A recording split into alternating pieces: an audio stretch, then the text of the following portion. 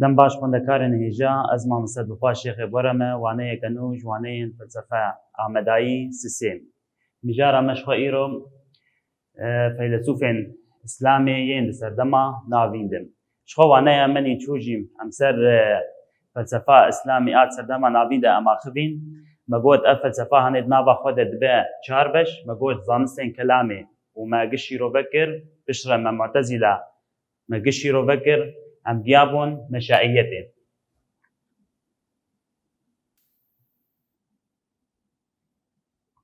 Meşayet me got hin feylesûf bin siya wê dikar dikir yan jî hin feylesûf ê bi Aristo bandor bûne ji wat bêjin meşaiyet di nav wa de kindî bû.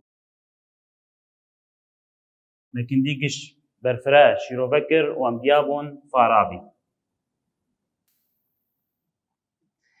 Farabî di sala 807 de ji dayîk bûye û di sala 905 de jiyana xwe ji dest daye. Wek me got Farabî di sala 807 de ji dayîk bûye û di sala 905 de jiyana xwe ji dest daye, ji xwe li bajarê Farabê ji bo vê yekê navîna tê naskirin bi navê Farabî. Farabî dixwest felsefa meşayî birêxistin bikin.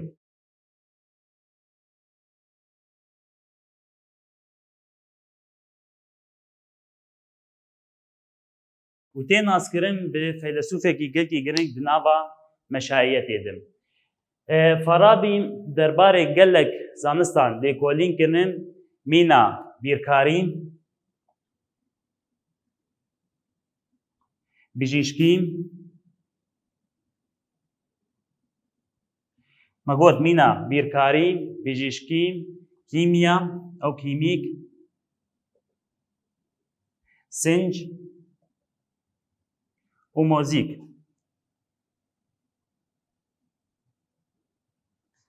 û gelekî berfireh li ser lêkolîn kirîn. Em dubare bikin me got Farabî di sala 807 de ji dayîk bûye, di sala 905 de jiyana xwe ji dest daye û li bajarê Farabê bû. Ji bo vê yekê navîna tê naskirin bi navê Farabî. Farabî dixwest felsefa meşaiyet bi rêxistin bikin û tê naskirin ji feylesûfên herî giring ji felsefa meşaiyetê.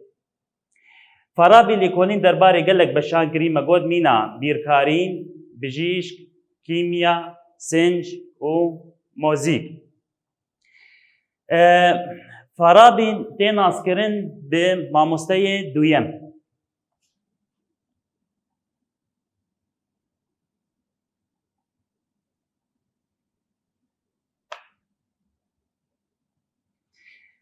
Ji ber ku Farabî gelek lêkolîn li ser Aristo kiriye, bajeya Aristo ji mer şîrove kiriye, ji bo vê yekê tê naskirin bi navê feylesûfên duyem ew mamosteyê duyem yan jî el-Muallim es-Sanî. Ji xwe mamosteyê yekem ê tê naskirin Aristoyê.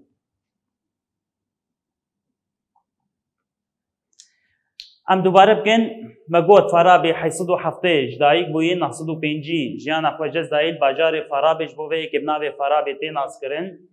Xwest felsefa meşaiyetê birêxistin bikin. Lêkolînê îna derbarê bîrkarî, bijîşkî, kîmya, sinc û mozîk û gelekî berfireh li ser sekinî. Farabî tê naskirin bi mamosteyê duyem yan jî Muallim es-Sanî.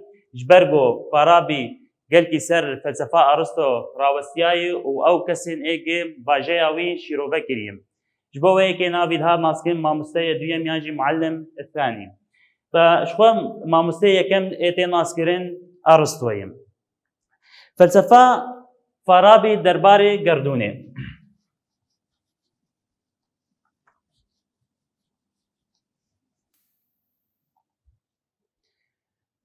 Farabî dibêje sedema hebûna gerdûnê xwedayî. Me got sedema hebûna gerdûnê çi xwedayî. Lê ev gerdûn xwe jî kevnin. Bêserî û bê dawî. Li vir dibe şagird pirse چلو سدما گردون خدای و چلو جالی کی دیجان بیجن گردون کبنن به سری و به داویم فرابی ورچ بیجید به او خلقا د خدای هیم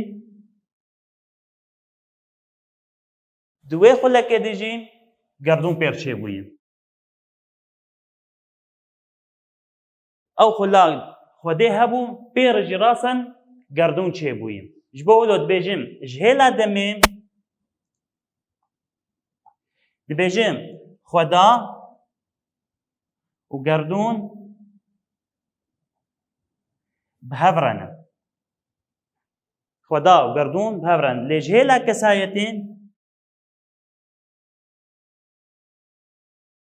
خدا یکمه و دویم گردونه چاوا امینا که بیج بو زلال ببم انا ام بیجن از و سیاخوام جهلا دمیره چلو استیم لواندن سیامجی مرته لواندن او خلا استیم لواندن گردون خوجی مرته لواندن لوکا کسایت از یکمم و گردون ابو بونی از یکمم و سیام دویمم ام دوباره بکن مگو فرابید بیجم گردون خدا چه کریم جواش گردون خدا چه کری پشتی بدگرینه دبیلی اف گردون خدا رجی کفنم فرابید بیجم جهلا دمیره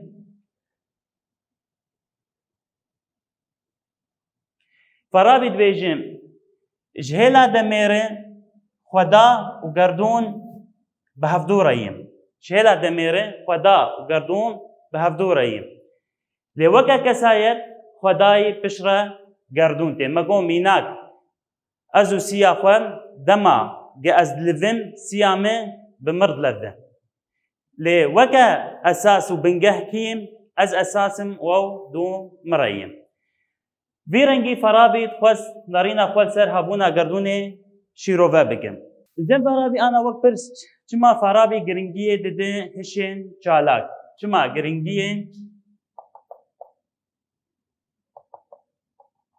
دده هشین چالاک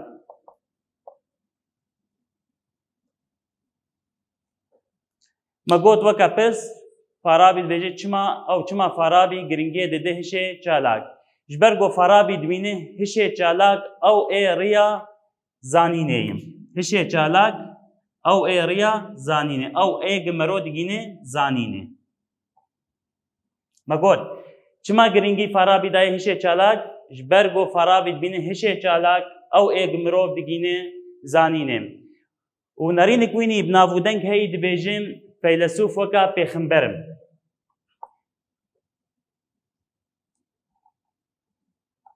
وکا پیغمبرم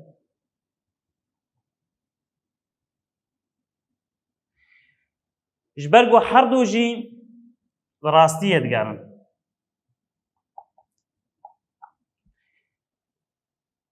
پیغمبر دریا وحی ره خودگین راستیم و فیلسوف دریا هشر و دریا لیکولین ره خودگین راستیم مگوت چما فرابی گرنگی دای هشه چالاک مگوش برگو هشه چالاک او ایگ مروف دگینه زانینه و مگو نرین کنی بنابودن که هی دبیجم فیلسوف وکا پیغمبرانن جبرگو هر دو خوازن خو بگینن راستیم پیغمبر دریا وحی ره خو دگینه راستیه لی فیلسوف دریا هشر خو دگینه راستیه آنا نرین فرابی درباره دولتیم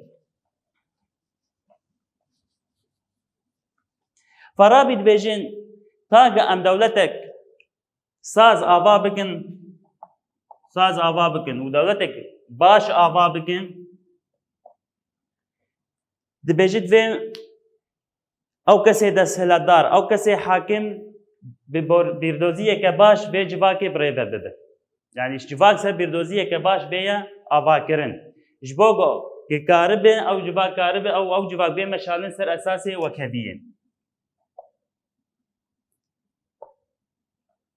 مگود فرابی دبیجم تا دولتك ساز یان جی باش بێ ئاواکردن divê ew kesên desthilatdar ya ew kesên hakim civakê ser bîrdoziyeke baş ava bike ji bo ta xwe bigînin civakeke wek hevî civakek qencî. Lê Narînê Farabî bi berfire di pirtûka wînî navûdeng de Medînel Fadîla ya jî pirtûka wîna a bajarê Nêmûne giş berfireh tê de hatiye şîrovekirin. Bi vî rengî em karin bêjin Farabî dawî dibin me behsa jiyana wî kir, me behsa felsefa wî di gerdûnê kir û me a dewletê jî kir. Ana feylesûfê menî duyem ê bi mişeyetê bandor bûye Ibn Sînayê.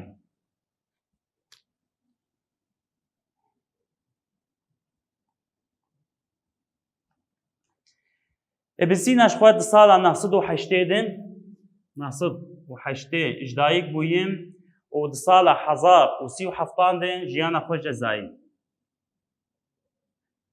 Me got di sala 908 de ji dayîk bûye û di sala 1037 de jiyana xwe cez dayî. Me got di bajarê Efşanê bû. Îro tê naskirin bi navê Özbekistanê. Me got di sala 908 de ji dayîk bûye sala 1037 jiyana xwe cez dayî bajarê Efşanê îro tê naskirin bi navê Özbekistanê.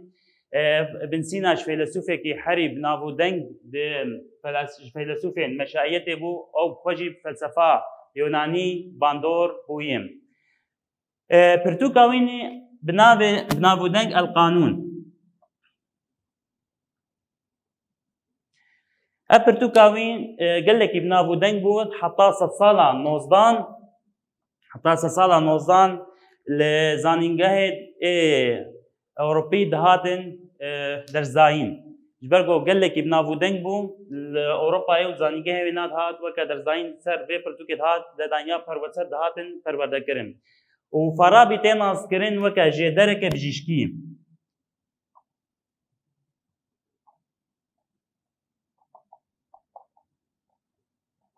Ji ber ku gelekî dwarê bijîşkî de lêkolîn kirbûn ji bo wê dihat naskirin weke jêdereke bijîşkî. Em dubare bikin me got Ibn Sîna di sala 908 de ji dayîk bûye sala 1037 de jiyana xwe cez dayî ji bajarê Efşanê bû îro tê naskirin bi navê Özbekistanê. Feylesûfekî herî bi navûdeng bû di nava felsefa meşaiyetê de bû û bandor bûbû felsefa Yûnanî. Me got pirtûka wî bi navê El-Qanûn heta sed sala 90 li Ewropa dihatin ser perwerdekirin. Me got jî Ibn Sîna weke jêdereke bijîşkî dihate naskirin ji ber ku lêkolînî berfiret vê derbarê de bû. Narîna wîna dwarê perwerdê de.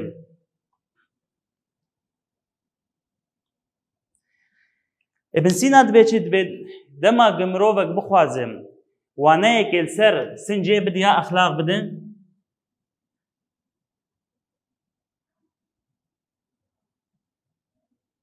Dema mirovek bixwaze waneyekê li ser sincê bidin divê berî her tiştî ew mirovaya xwedî sinc be.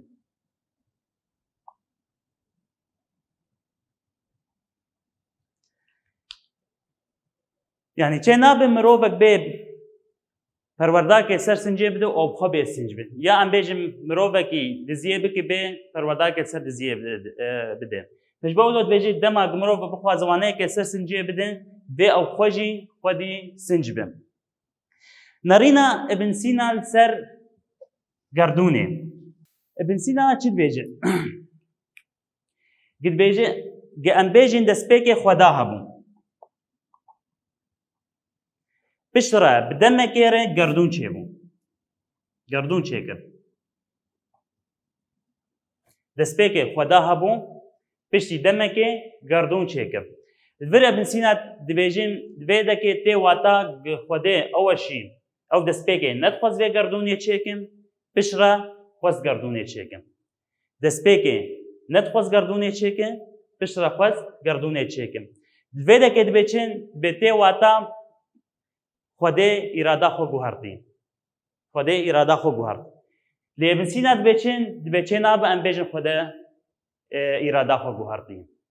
Em dubare bikin dibêje ge em bêjin destpêkê خدا بن بشرە بدەمێکێرە گردون چێکردبن تێ واتەیە خودێ دەستپێکێ نەتخواست چێکم دوورە خواست چێکم دەبێژی خدا دەما ئەم پێش تەغالیە بێژن تێ واتان و خودێ ڤینا خۆ یا ئیرەدا خۆ گوهەرتین دەبێ لێ چێ نابێ ئەم بێ چی سەر خودێ بێژن ji bo xwe ji vê navkûkiyê derxin vedgere nêzî fikrê Farabî dibe çin ji hêla demê xweda û gerdûn bi hev re ne lê ji hêla kesayetî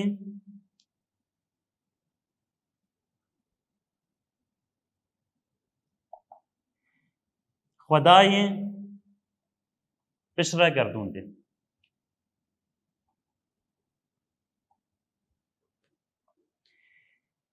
عيني فكرة فرابيم مروف وسيا خود دما از لفم سيا مرتين لفاندن لوكا بنجه از اساس ما از بنجهم او دو مرتين ام دوباره بكم اقول فرابي دبيجين جام بيجن خدا هبو بشي دمك گردون چكر تي واتا خدا نرینا خوب هرتید به چه نابن بیشن خدا گردون خوب هرتین بو وی که بیشش هلا دمیر او خلایا خدا هبو گردون هین لیم وکا کسایت خدا ای کم دور گردون تیم شوال هنگا لیو گران گونو چما ویرنگی خواست نو مثلا جهلا دمیر حدو بهدور کبنن و جهلا کسایت یک دابری یکیم بو امکارم بیشن میناک مثلا سبع ساعات نه زهر مالا آپیخوام و بو ساعات حفظ وأشوم ما بتراي خو جوهر دبي خداج عيني وي روج بفينا خوني كevin برياس صندبو دفيدا ميد گردونه چيك دما هات چيك فهتقول نحو جيبو من سينا خدر باسي بي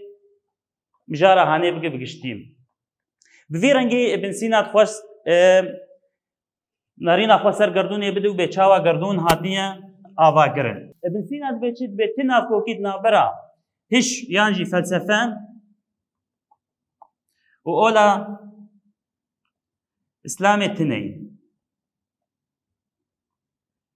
دبتنا في كوكيد نابرا هش وأولا مسلمانتي دي تنين إجبرغو باوري بخوا يانجي باوريا مسلمانتي هش تمام دكي يانجي راستية كي لحر يك دريكي دي خوا كارن بگيجين و راستي هانين مقود فرابي ببرين بسينات بيجن تناف كوكيت نابرا هش وأولا مسلمان ديتنا جبرغو باوري هش بخوات تمام دكي يانجي ام بيجن راستي يكي لحر يك دريكي ره خودگيني بي راستي هانين بسينات بيجن ارمانجا اولي چي سراسكرنا جياني يانجي پاكرنا جياني مروفم ارمانجا اولي جم ابن سينا چي يان سراسكرنا جيهاني و پاکرنا گیانین مروفم. الگوری بن سینا دبیجه هش و باوری هفدو تمام. کشبوه که دبیسیت کلید نابرا هش و باوریه ده هیم.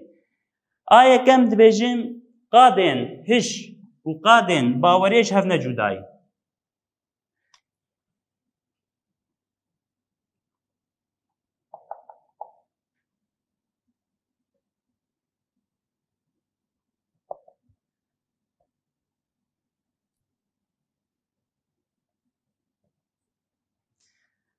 آیا کم گوچه قادن هش و ای باوری جهاف نه جداییم.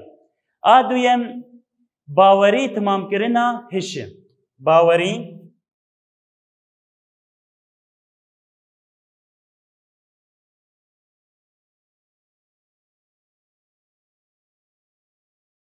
هشه. مگود آیا کم قادن هش و ای باوری جهاف نجودانه آددوا باوری تمام کرنا هشم. آسیسیا دما هش دیگه راستیه دما هش دیگه راستیه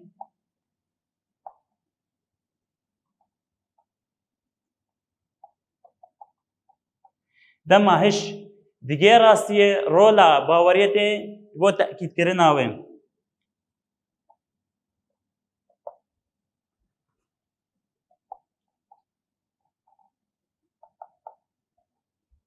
ام دوباره بکن قادن هش و این باوریه جهاب نجودانن باوری تمام كرنا هشم دما هش خودگیجن راستیه باوری تکسبونا وی تشتی دکم.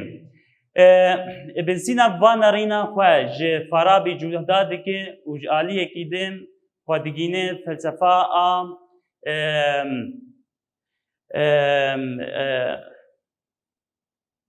ببرید ابن سینا خوش فارابی جودا دکه و جه کی دیجی دبینه انو پیغمبری سر فیلسوف رایم. أنا بيرنجي أم ابن سينا داوي دكين وأم دكيجن ابن رشد. ابن رشد دي صالة حزار وصدو نوت ببرين حزار وصدو بيستو شش حزار وصد وبيستو شش جدايك بويم وصالة حزار وصد ونوت وحج يانا خوش دس دايم ما قلت صالة حزار وصد وبيستو شش دايك بويم صالة حزار وصد ونوت وحج جيانا خوش ازداي او خو فيلسوفه كي اندلسي بوم روجافا قال لك ماي جي اوروبا قال لك ماي بيقولوا باندور كريل سر فلسفه اوروباي ودريا وير فلسفه اسلامي درباسي اوروبا بويم الويده كي جروبك ها تشكريا جي تيارك ها تشكرين تي ناسكرين بنابه رشديه لاتينيه ونافي وينا جبرغو بنافو دنگبو بولكش بولي اي زانيغا سوربون سنابه وبرشت هاتبو نيساندن يا كرن فلسفه وينا الجوري ابن رشد دي بيجي قرنون تميد نافا افراندني دي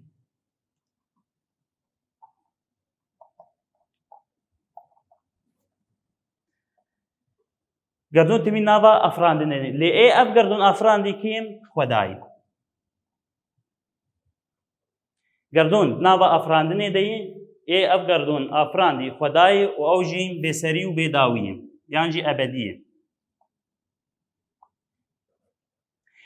او قردوني دافرينه او بريف دبي او تفقرا وينا قشي بريفا دبي ابرشد بيجين جي تفقر تنبي شخوا دمجي تنيم جبرقو دم بنقاها خود هجمارا لفاندنيم جبولا برش دبيجين دم هيبر ودم حردو كفنن نسري جرهيم نا داوي جرهيم جبو ام بي نافكو كاميرا كنجالي كده ام دبيجين برش دبيجين قردون كفنه جالي كي دبيجي قردون كفنه بوبرين قردون خدا تشكري بريف دب جالي كي دجي دبيجي هيبر كفنه دبيش اگر بس چلو هيبر كفنه وجالي كان بيجي قردون نهم غور برشد الفر برشد دبيچين دبيتي دليل دت برتوكا بيروز يانجي القران دت تني جن خدا قردون عدم تشكياش نبونه تشكري وآياتنا برتوكا بيروسينه وكا دليش فرم يك مثلا هو الذي استوى في السماء وهي دخان معناته بري قردون شيء ببه دومانك هبوم هو الذي خلق السماوات والارض في 7 ايام كان عاشوا الماء وي اي قردون حفروا جا شيء كريم عاشوي سر ابي معناته بري قردون شيء ببه اب جهي فالبيدك ابو رشد وكا استنتاج دكين ديجين انجامك دبيجي قردون او قردون هيبري جي چه بوي كبنم لي وكا شكله وي نويم ميناك ابد بستانا ما وكا حسني وي وكا چمنطا وينا جروجا روج هي لي وكا شكله وي ابي انا وكا دبستان افنو هاتيه ابا كرنج بولد بيجي هيبرا وي كبني لي وكا تشي وي وكا صورتي وينا نويم افنا رينا ابروش خوا درباري قردوني ديم أنا وكا برسك تكرن جبل برشد زانين شلوتي بدس خستن شخوا برشد بيجن زانين ضريا هش وفاجا ريم ضريا هش وفاجا أبرش نرينا ويناش درباري جيان دد هبونا جيان دنابا بدن دمكيم دما جي بدن دمره جيان شخوا جويلاشي دردكهفم فجيان كمية هي نامرة لبدن تي دمرة وداويد به في رنجي أمكان بيجن فلسفة أبرجي مبداوي كير وأنا مبداوي بو حتى وأنا كده وبمين كيف خشية